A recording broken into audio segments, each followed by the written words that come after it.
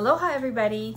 So a few weeks ago I shared a video about our trip to Maui and our visit to Mama's Fish House, that really awesome restaurant on Maui. Since then I've gotten some messages from subscribers and seen a lot on social media about what a great destination Hawaii is, especially right now. And you know, obviously it's beautiful there and everybody should go if they have the opportunity.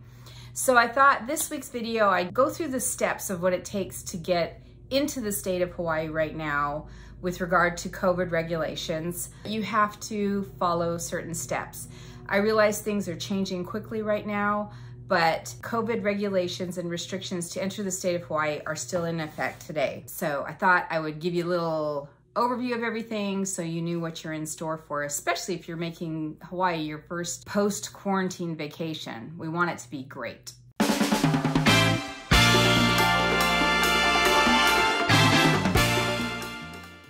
There are a couple of steps that you'll need to take prior to boarding your flight. First thing is go to GoHawaiicom. There you'll find a step-by-step list of the things you need to do before taking your trip. This includes registering with the Safe Travels Hawaii online system, getting a COVID test 72 hours prior to boarding the last leg of your flight, and downloading the Aloha Safe app to your phone. I know this sounds like a lot, but really the biggest effort you'll have to make is actually getting your COVID-19 test scheduled. Hawaii is only accepting COVID-19 NAAT tests from their trusted travel partner list. You can find this list on the GoHawaiicom website. You must make sure you're getting not only the correct test, but one from an accepted provider. We got ours at Walgreens because they have a special option for people traveling to Hawaii, so that was perfect.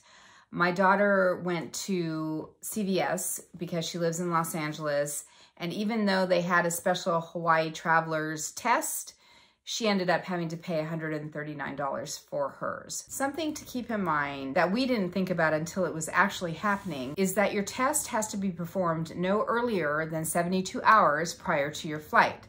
So keep the date of your flight in mind as well as your test date. We ran into some stresses a little bit, I guess, because our flight was on a Wednesday, so we had to be tested on Sunday. Well, some of the facilities aren't open on Sunday and some of them have limited hours.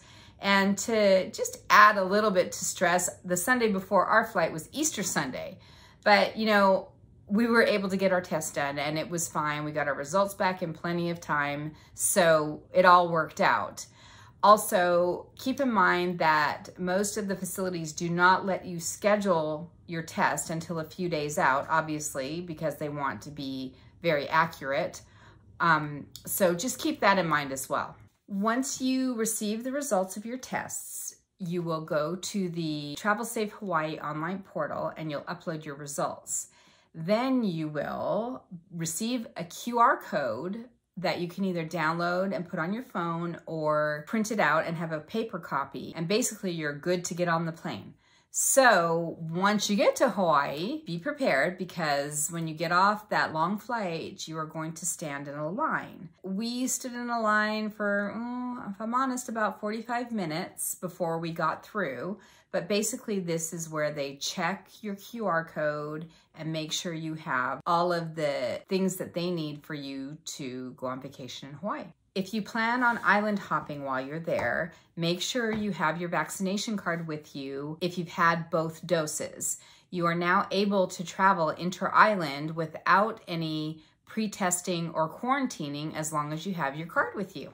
Once all that was taken care of, we had the most magical vacation. We went on a sunset cruise with Maui Sunset Cruises. I'll include their link below. They did a really great job of keeping people socially distanced. The boat was obviously not at capacity because of COVID. It's a huge catamaran, which is awesome. They had an open bar and they had food that was just like a box lunch, which, you know, I'm sure is not normal on that cruise, but you know, it is COVID times, so we saw whales. It was great.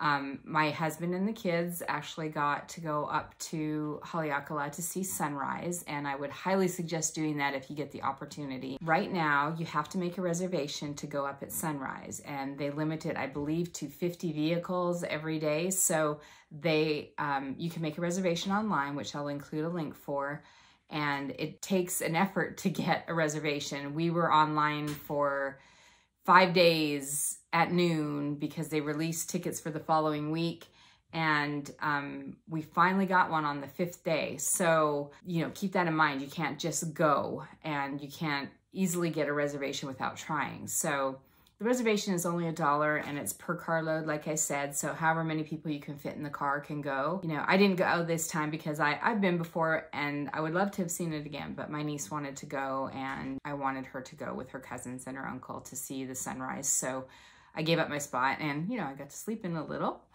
So make sure you're up early. Make sure you dress warmly. It's a magical thing. You really, really need to see it. Most of our time was spent beaching it and just being together as a family and eating great food. Maui has so many great restaurants to go to. One thing I will say is we were a large group, so you can't just walk into a restaurant and sit together. Expect to be split up. If you can, call ahead and make a reservation. If there's no reservation, be prepared to wait, and you may not even sit next to each other, but I just want people to be prepared for that because that is the reality right now. One last piece of advice for traveling to Hawaii is do not bring home any lava rock. If you don't know about Peles Curse, I encourage you to Google it. Pele is the goddess of volcanoes in Hawaii, and it is said that if you take something from her house, you will be cursed until it's brought back to its proper place. It's funny because you'll see that people actually mail back lava rocks with a note apologizing to Pele and asking for her forgiveness. So just don't do it. It belongs in Hawaii anyway. I even read a story where somebody got on a plane to bring it back and put it in the almost exact spot that they picked it up. So just don't do it.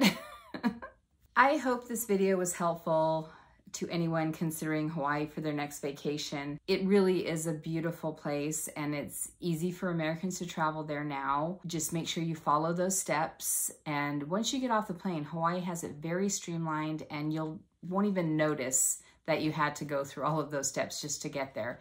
It's truly an easy process once you get there. So if you have any pictures, send them to me. I'd love to see it. I grew up in Hawaii, so I have a very, very much a sentimental attachment to it. So I love when I hear of people having wonderful experiences when they travel there. But yeah, send me some pictures, make a comment below. And if you thought this video was helpful, please give me a thumbs up and share it with your friends. Click the notification button in the corner and subscribe. That's it for today. Aloha.